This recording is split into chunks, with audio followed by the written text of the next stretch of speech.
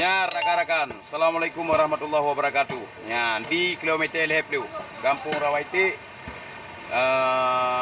Jalan Ulegli Beda Timur. Nyo kota Pantalabu niba uronyo ka mulai banjir. Dan nyo giat masyarakat. Ya.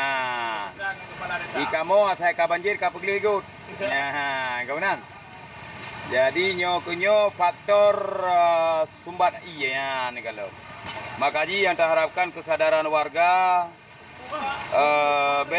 nebo bro. Nah, jaga tempat patuh yang akan kita nebo bro. Jadi nebo bro mereka pat. Nyo ke lagi nyo faktor hana sadar kita nyo rakyat.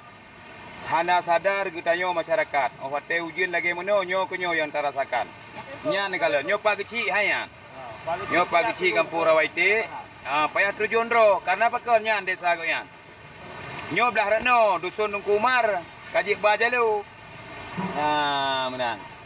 Jadi jalan Medan Banda Aceh Haji Nekalon Sijino di ibu kota Pantalabu. Nyo sama-sama Haji Nekalon yan.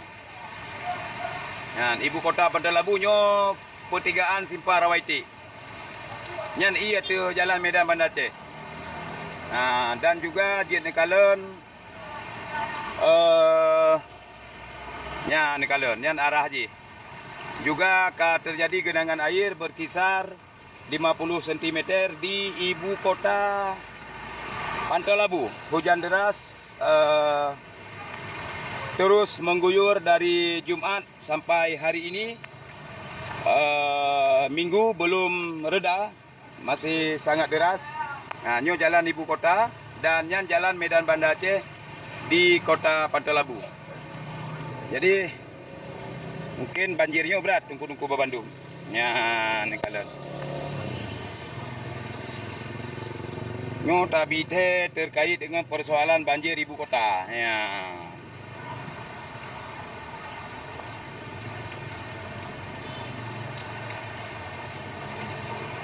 Makanya kita harapkan kesadaran warga.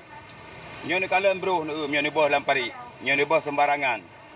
Ya ni kalian, dupna bro, ya ni kalian. Makanya kita harapkan ke Bandung warga masyarakat Aceh. Tanyo buna etika.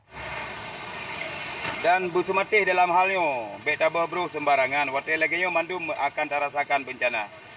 Lagian mentong tungku abu sekalian Bandung. Assalamualaikum warahmatullahi wabarakatuh.